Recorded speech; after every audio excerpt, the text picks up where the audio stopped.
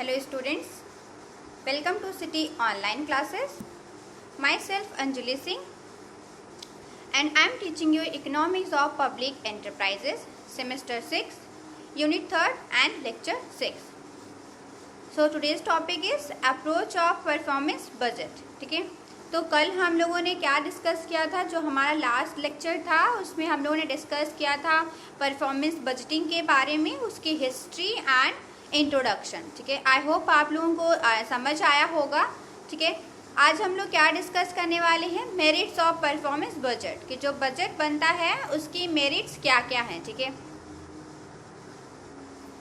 So first one is an increase in accountability of the local authorities to the taxpayer. तो पहला क्या है कि क्या होता है, इंक्रीज होती है क्या चीज़, अकाउंटेबिलिटी. ठीक है, अकाउंटेबिलिटी इंक्रीज हो जाती है किसकी, of the local authorities to the taxpayer. क्योंकि क्या है कि आपके जो हम लोग हैं जो टैक्स पे करते हैं, ठीक है, टैक्स पेयर्स होते हैं, तो उन्हें ये जानना होता है कि हमने जो टैक्स पे किया है, ठीक है, हम जो पेयर वाइज टैक्स पे कर रहे हैं उसका क्या यूज़ हो रहा है, किस तरह से यूज़ हो रहा है, प्रॉपर यूज़ हो रहा है या फिर नहीं हो रहा है. तो ये क्या बनती है, इसके थ्रू जब बजट हो जाता है, परफॉर्मेंस का बजट बनता है, तो एक अकाउंटेबिलिटी बन जाती है किसकी, लोकल अथॉरिटीज़ की. किसके लिए, टैक्स पेयर के लिए, क्योंकि वो अकाउंटेबल होते हैं टैक्स पेयर्स को ये बताने के लिए कि किस तरह का बजट वो बना रहे हैं, किस तरह का जो फंड है जो टैक्स पेयर्स के कंट्रीब्यूशन से वो क्या कहते हैं इनके हो रहा है, जो फंड अवेलेबल है उसका किस तरह से यूज़ हो रहा है,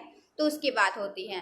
सेकेंड वन इज देखें तो communication to the public about priorities हैं. तो अगर बजट बनता है तो क्या है, तो उससे पब्लिक को कम्युनिकेट किया जाता है कि उनकी प्रायोरिटीज़ क्या हैं, उनका प्रायोरिटी सेक्टर क्या है, मीन्स गवर्नमेंट किस पे ज़्यादा फोकस कर रही है. थर्ड वन देखें तो क्वांटिफाइंग पर्टिकुलर गोल्स है. एंड अगर हम देखें तो क्या है, इससे आपका जो पर्टिकुलर गोल्स होता है वो क्वांटिफाई होता है, मतलब कि जो गवर्नमेंट है उनके गोल्स क्या हैं वो क्लियर डिफाइन हो जाते हैं. थर्ड वन इज फोर्थ देखें हम तो क्या है, set accountability in the public sector organization and not और profit organization. Performance budget helps to increase the accountability. The employees have to quantify a particular goal based on the priority and the taxpayers money है. तो accountability set हो जाती है उनकी. ठीक है, public sector जो ऑर्गेनाइजेशन होते हैं उनका क्या जो मोटिव होता है, सिर्फ किसकी अकाउंटेबिलिटी होती है, पब्लिक सेक्टर ऑर्गेनाइजेशन की अकाउंटेबिलिटी होती है. जो बाकी प्रॉफिट ऑर्गेनाइजेशन से उनकी किसी भी तरह की अकाउंटेबिलिटी नहीं होती है. परफॉर्मेंस बजट जो है वो क्या करता है, हेल्प करता है किस चीज़ में, टू इंक्रीज द अकाउंटेबिलिटी को इंक्रीज करने में.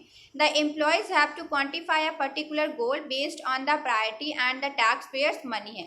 जो एम्प्लॉयज़ होते हैं उनका क्या है, उनके पर्टिकुलर जो गोल होते हैं वो पहले से क्लियरली डिफाइंड हो जाते हैं. ठीक है, कि किस तरह से क्या उनकी प्रायोरिटी है, क्या चीज़ों को वो पहले अचीव करने वाले, उनका गोल कौन सा रहने वाला है.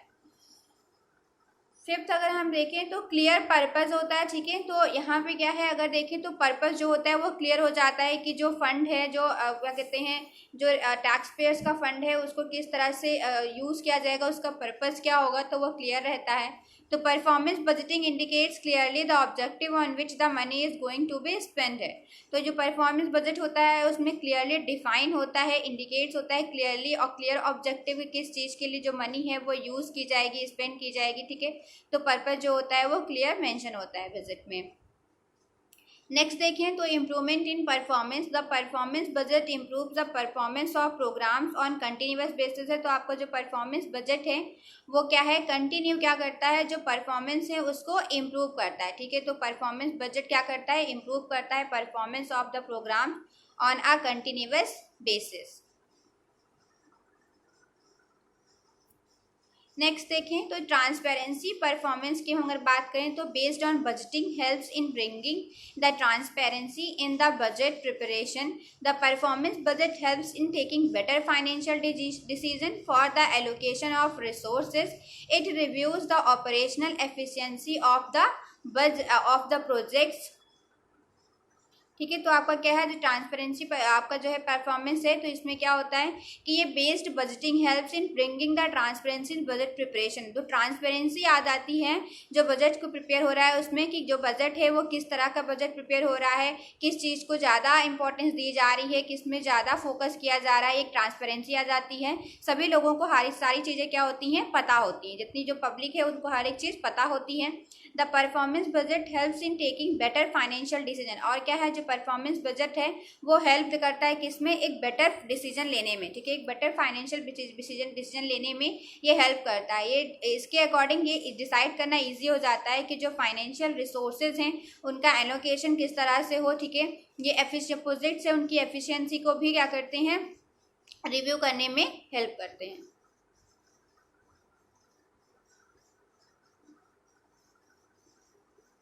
नेक्स्ट अगर हम देखें तो डीमेरिट्स क्या हैं परफॉर्मेंस बजट की। ऑब्वियसली बात है, कोई भी पॉलिसी होती, कोई भी स्कीम होती है, उसके कुछ एडवांटेज होते हैं, कुछ मेरिट्स होती हैं, तो उसके साथ में कुछ डीमेरिट्स भी होते हैं।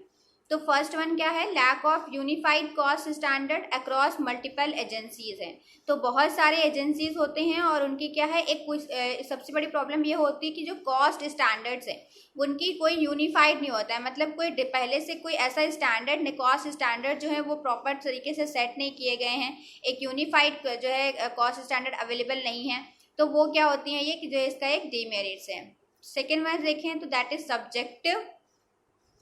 तो the performance budget is subjective in nature. ये क्या है, आपका जो परफॉर्मेंस बजट होता है वो क्या होता है, सब्जेक्टिव होता है in nature. It creates disadvantage. ये क्या है, ये क्रिएट करता है disagreement, it creates disagreement among the management. Also social projects are with the long term vision है। तो इसकी वजह सब्जेक्टिव हो जाता है, मतलब लोग क्या है अपने ऊपर ज़्यादा, मतलब कि जो मेन उसका ऑब्जेक्टिव जो पर्पज़ है उसको फोकस ना करके वो सब्जेक्टिवली क्या है फोकस करते हैं, जिसकी वजह से क्या होता है कि ये क्रिएट कर देता है डिसएग्रीमेंट किसके बीच में, मैनेजमेंट के बीच में। एंड क्या है, जो सोशल प्रोजेक्ट्स हैं जिनकी जो लॉन्ग टर्म विजन्स हैं वो प्रॉपर तरीके से नहीं हो पाती हैं, वो प्रॉपर तरीके से अचीव नहीं हो पाती हैं। थर्ड वन देखें तो क्या है, strong system of evaluation. The performance budget requires a strong system of accounting, therefore the reporting system has to be strong for its successful implementation है। तो लैक है किसकी, इवैल्यूएशन का जो सिस्टम है वो क्या है, वो स्ट्रॉन्ग होना चाहिए, बट एक्चुअल में ऐसा है नहीं। तो इसकी वजह से क्या है कि उसकी जो एक्चुअल में अकाउंटिंग होती है रिक्वायर्स, क्योंकि स्ट्रॉन्ग सिस्टम अकाउंटिंग की नीड होती है, वो नहीं हो पाती है प्रॉपरली। तो जो रिपोर्टिंग है वो भी प्रॉपरली नहीं हो पाता है। फोर्थ देखें तो मैनिपुलेशन ऑफ डेटा है। तो स्टाफ में manipulate the data further, the calculation of financial information is not reliable because of errors in preparation है। तो मैनिपुलेशन होता है, तो जो स्टाफ होते हैं वो क्या है अपने ऑर्गेनाइजेशन को बेनिफिशियल शो करने के लिए कि ऑर्गेनाइजेशन क्या है बहुत ज़्यादा बेनिफिट अर्न कर रहा है ना, अच्छी प्रोग्रेस कर रहा है, उसके लिए क्या कर देते हैं, जो डेटा होता है उसको मैनिपुलेट कर देते हैं। एंड फर्दर अगर हम बात करें तो क्या, तो कैलकुलेशन जो होती है फाइनेंशियल इंफॉर्मेशन की वो रिलायबल नहीं होती, क्योंकि बहुत सारी एरर्स होते हैं किसमें, प्रिपरेशन में। नेक्स्ट जो पॉइंट है हमारा, that is difficult for long term. तो the time period between the allocation of resources in the project and the achievement of the result might be more than a year है। तो क्या बोल रहे हैं कि ये क्या है कि जो डिफिकल्ट होता है किसमें, लॉन्ग टर्म में, क्योंकि ये जो टाइम पीरियड होता है एलोकेशन का, जो रिसोर्सेज जो एलोकेट हो रहे हैं और जो उसका अचीवमेंट का टाइम पीरियड है वो क्या होता है बहुत ज़्यादा लॉन्ग टर्म हो गया है, पूरे ईयर के लिए बहुत ज़्यादा लॉन्ग टर्म है। तो ये थोड़ा सा क्या है, डिफिकल्ट सिचुएशन होती है। 6 देखें अगर, the potential for a department to manipulate data in order to reach a target which could lead to a need to spend fund on a independent party to verify results है। तो यहाँ पे क्या है, the potential for a department to manipulate data. अब क्या होता है कि जो डिपार्टमेंट होते हैं उनके पास पोटेंशियल है कि वो डेटा को मैनिपुलेट कर सकते हैं इन ऑर्डर की क्या, किस चीज़ लिए, जो उनका टारगेट था उस टारगेट को रीच करने के लिए, उस टारगेट को अचीव करने के लिए। तो which could lead to a need. अब इसकी वजह से क्या होता है कि यहाँ पे एक नीड होती है कि to spend funds on an independent party to verify results है। तो किसी एक इंडिपेंडेंट पार्टी को लाना पड़ेगा रिजल्ट्स को वेरीफाई करने के, तो एक एक्स्ट्रा एक्सपेंडिचर आ गई। तो इसकी वजह से ये क्या है, एक डीमेरिट्स है।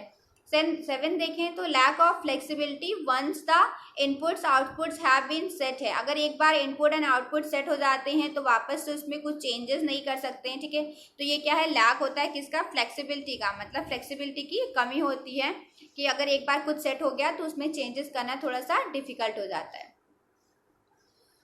नेक्स्ट देखें तो क्या है, बाय असाइनिंग टारगेट स्कोर्स और numbers that an organization uses as its benchmark for achievement, the numbers can be gamed और become the sole focus of one task है। तो जो बाय असाइनिंग टारगेट स्कोर्स और नंबर्स दैट एन ऑर्गेनाइजेशन, क्या है कि जो जितने भी ऑर्गेनाइजेशन होते हैं उनको टारगेट्स और स्कोर्स और नंबर्स से ये क्या कर देते हैं, असाइन कर दिए जाते हैं। तो ये क्या है, उनके लिए बेंचमार्क के लिए होता है, एज अ बेंचमार्क यूज किया जाता है उनके अचीवमेंट के लिए। तो the numbers can be gamed और become the sole focus of one's task है। तो मे बी क्या है कि लोगों का मेन फोकस क्या हो जाए, उस पर्टिकुलर नंबर्स को अचीव करना, जो कि क्या है देखा जाए तो इतना बेनिफिशियल नहीं, क्या पता कोई एम्प्लॉय उससे बेटर काम कर सकता हो, लेकिन वो क्या है उसका जो मेन फोकस क्या होगा, उस नंबर को अचीव करना होगा, इसकी वजह से क्या है वो और ज़्यादा फोकस नहीं कर पाएगा। तो generally not for profit organization and the government departments use performance budget, ठीक है। It is use to justify the application of money, इसको किस लिए यूज़ किया जाता है, जो मनी है, ठीक है, उसको जस्टिफाई करने के लिए, उसका जो एप्लीकेशन है उसको जस्टिफाई करने के लिए इसे यूज़ किया जाता है कि मतलब प्रॉपर जो मनी था, जो लोगों टैक्स पेयर्स का जो मनी आई है उसे प्रॉपरली यूज़ किया जा रहा है, उसको जस्टिफाई करने के लिए इस बजट का यूज़ किया जाता है। Then not for profit and government earns through taxes levied on the citizens and lack of correct information may result in an ineffective performance budget which affects the entire project। Next जो topic है हमारा वो क्या है, approach of performance budget, ठीक है। तो आज का हमारा मेन टॉपिक यही था, क्या अप्रोच ऑफ परफॉर्मेंस बजट की, जो परफॉर्मेंस बजट्स हैं उसके डिफरेंट अप्रोचेस क्या हैं। तो performance budget focuses on the results, जो परफॉर्मेंस बजट होता है वो किसके ऊपर फोकस करता है, रिजल्ट के ऊपर फोकस होता है, उसका जो मेन फोकस है वो क्या है, रिजल्ट है। The final outcome is analysed है, जो फाइनल आउटकम होता है वो एनालाइज्ड होता है, आप उसके बीच में आप किस तरह से परफॉर्म कर रहे हो, क्या कर रहे हो, उससे कोई मतलब नहीं, ठीक है। जो आप फाइनल आउटकम होगा अगर वो बेस्ट आया है तो मतलब आपका जो परफॉर्मेंस होगा वो क्या है, बेस्ट है, ठीक है। तो वो क्या है, इसका जो मेन फोकस क्या होता है वो होता है रिजल्ट्स, कि रिजल्ट्स अच्छा आना चाहिए। Performance budgeting is a motivating tool for the staff and performance budgeting की अगर हम बात करें तो क्या है, ये स्टाफ के लिए एक मोटिवेटिंग टूल की तरह वर्क करता है। तो अगर हम बात करें प्रोसेस की, process of performance based budgeting का, तो फर्स्ट क्या है आपका, सेट गोल्स है, ठीक है। सबसे पहले क्या है प्रोसेस की अगर हम बात करें तो सबसे पहले क्या होता है, गोल्स को सेट किया जाता है। तो the organization shall make the list of goals, तो सबसे पहले क्या करना होगा कि जो ऑर्गेनाइजेशन होगी उन्हें अपने जितने भी गोल्स हैं उनकी एक लिस्ट बनानी है। The goal here indicates the end result, और जो गोल है वो क्या करते हैं यहाँ पे इंडिकेट करते हैं उनका एंड रिजल्ट, कि एट द एंड उन्हें क्या अचीव करना है, ठीक है, क्या मेन उनका ऑब्जेक्टिव है अचीव करना। The goal should be clear to each employee of the organization and, ये भी है कि सिर्फ गोल को बनाना नहीं है, उसके साथ में उसे कम्युनिकेट करना है किसको, एम्प्लॉय को, ठीक है। तो जितने भी ऑर्गेनाइजेशन में गोल सेट किए जा रहे हैं उसे प्रॉपरली एंड क्लियरली कम्युनिकेट करना होगा किसको, जो एम्प्लॉयज़ हैं उनको, ठीक है। सारे एम्प्लॉयज़ को जो गोल्स हैं वो क्लियर पता होने चाहिए। Clear goal and communication of the same result into successful implementation of performance based budgeting, thus this step is planning and budgeting है। तो इस स्टेप की अगर हम बात करें तो इस स्टेप को क्या बोलते हैं, प्लानिंग बोलते हैं, ठीक है, क्योंकि इसमें क्या है सारी चीज़ें प्लान की जा रही है कि कैसे क्या क्या चीज़ें अचीव करनी है, क्या की चीज़ किस तरह से होगी। सेकेंड वन देखें तो सेकेंड स्टेप क्या है, पीरियडिक इवैल्यूएशन, ठीक है। तो the next step is the periodic evaluation of the performance to achieve the desired goals of the organization है। अब इसमें क्या किया जाता है, जो परफॉर्मेंस है उसे उसका इवैल्यूएशन किया जाता है किस चीज़ के लिए, जो डिजायर्ड गोल्स है ऑर्गेनाइजेशन की उसको अचीव करने के लिए। The organization shall develop a systematic step-by-step approach for evaluation। जो ऑर्गेनाइजेशन है वो क्या करते हैं, वो डेवलप करते हैं एक systematic approach, step to step, ठीक है, एक अप्रोच डेवलप करते हैं स्टेप टू स्टेप कि कैसे कैसे कौन कौन से स्टेप्स को फॉलो करके एक्चुअल में इवैल्यूएशन करना है। देन हम देखें performance measurement is a subjective which differs from person to person है। तो जो परफॉर्मेंस मेजरमेंट है वो क्या है, वो सब्जेक्टिव है, ठीक है, जो कि क्या करता है, वो डिफर करता है पर्सन टू पर्सन, ठीक है। पर्सन टू पर्सन जो मेजरमेंट है वो क्या होता है, अलग होता है। तो hence the organization shall try to quantify the result based on the outcome से। तो ऑर्गेनाइजेशन को ये ट्राई करना चाहिए कि जो रिजल्ट का इवैल्यूएशन हो, जो ऑर्गेनाइजेशन को ये ट्राई करना चाहिए कि जो और क्या कहते हैं इवैल्यूएशन हो वो किसके अकॉर्डिंग हो, आउटकम्स के अकॉर्डिंग हो, जो रिजल्ट है उसके अकॉर्डिंग हो, क्योंकि एट द एंड क्या अचीव किया गया, रिजल्ट कैसा रहा, गोल अचीव हुआ या नहीं हुआ, इसके बेस पे इवैल्यूएशन किया जाए। दस this step is measurement of result है। तो ये स्टेप क्या होता है, इस स्टेप में जो रिजल्ट्स हैं उनको मेजर किया जाता है। थर्ड अगर हम देखें तो हमारा क्या है, परफॉर्मेंस इंडिकेटर्स है, ठीक है। तो performance indicators help in evaluating the effectiveness and efficiency of the program है। तो जो इंडिकेटर्स है वो हेल्प करते हैं किस चीज़ में, कि जो प्रोग्राम था उसकी इफेक्टिवनेस क्या है और उसकी एफिशिएंसी क्या है, ठीक है। प्रोग्राम किस तरह से इफेक्टिव है और कितनी एफिशिएंटली वो काम कर रहा है, कितना बेटर वो काम कर रहा है, तो इसको हम चेक करते हैं। अब performance indicator is a standard for measurement है। तो जो परफॉर्मेंस इंडिकेटर होता है वो क्या है, स्टैंडर्ड होता है किसके लिए, मेजरमेंट के लिए। The selection is based on the extent of the following है। तो क्या होता है, इट्स रेलिवेंस, ठीक है। तो जो सिलेक्शन है वो किसके अकॉर्डिंग होता है, उसके रेलिवेंसी के अकॉर्डिंग, कि वो कितना रेलिवेंट है, ठीक है, कितना इंपॉर्टेंट है, ये बात होती है। Second one is cost effectiveness, की वो जो है वो क्या है, वो कितना कॉस्ट इफेक्टिव है, ज़्यादा कॉस्ट तो नहीं आ रही है उसको अचीव करने में, उस गोल को अचीव करने में। थर्ड वन देखें, दैट इज कंपेरेबिलिटी, अदर चीज़ों से कंपेयर किया जाता है। And representative. तो an assessment of performance budget functioning in India. तो जो असेसमेंट होता है परफॉर्मेंस बजट का इंडिया में वो किस तरह से होता है अगर हम देखें तो an analytical assessment of working of performance budgeting in India reveals that it has believed the hopes of its enthusiast है। In fact, its implementation has been deficient in many ways as stated below है। तो देखिए हम तो क्या है, there has been no correlation between inputs and outputs है। तो उन्होंने बोला कि ये क्या है, यहाँ पे बहुत सारे डिफेक्ट इसमें बताया गया। उन्होंने बोला कि कोई भी कोरिलेशन नहीं है किसके बीच में, इनपुट एंड आउटपुट के बीच में, कि जो इनपुट्स होते हैं, ठीक है, एंड जो आउटपुट्स होते हैं, मतलब जो एफर्ट किए जा रहे हैं, जो रिजल्ट आ रहा है, उसके बीच में कोई भी क्या है, कोरिलेशन नहीं है। And unit cost data has not been adopted regarding important programs. This has impaired efficiency a great deal है। थर्ड वन देखें तो fixing up targets and measuring performance is not rational. इन्होंने बोला कि जो क्या है, जो टारगेट्स जो है वो फिक्स कर दिए जाते हैं और उसके बाद में परफॉर्मेंस को मेजर किया जाता है, तो वो रेशनल नहीं है। And unless scientific norms and standard are adopted, तब तक रेशनल नहीं होगा वो, तब तक जब तक कि क्या है, कि जो साइंटिफिक नॉर्म्स हैं एंड जो स्टैंडर्ड्स हैं वो अडॉप्ट नहीं किए जाते हैं, ठीक है। एंड अगर देखें तो in fact such norms and standard are the prerequisites of target fixation and performance measurement. तो ये कह रहे हैं कि जो ये नॉर्म्स होते हैं और जो स्टैंडर्ड होते हैं, ये क्या है, प्री रिक्विजिट्स है, मतलब ये क्या है, ये सबसे पहले इंपॉर्टेंट है कि टारगेट को फिक्स करने से पहले या परफॉर्मेंस मेजरमेंट को फिक्स करने से पहले ये जो नॉर्म्स हैं और ये जो स्टैंडर्ड्स हैं उन्हें डिसाइड कर लिया जाए, उन्हें फिक्स किया जाए। The data available is not based on objective and true facts, and likewise the targets fixed are not rational, and the funds required to achieve the targets are not calculated in accordance with the scientific standard of cost measurement.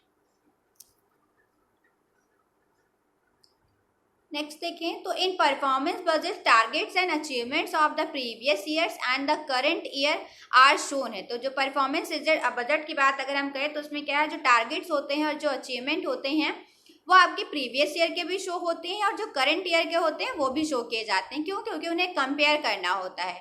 In India the achievements are not indicated in many cases, this reduces its effectiveness and as a tool of management control है।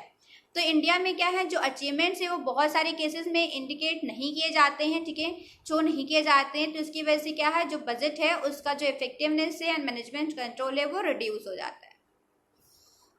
Next देखें तो the technique of performance budgeting has not been followed by each cost center है। तो बोल रहे हैं जो technique है किसकी, परफॉर्मेंस बजटिंग की, वो हर कॉस्ट सेंटर के थ्रू फॉलो नहीं की जाती हैं। It has made the budgeting less realistic and useful. तो इसकी वजह से क्या है, जो बजटिंग है वो लेस रियलिस्टिक होता है और लेस यूजफुल होता है।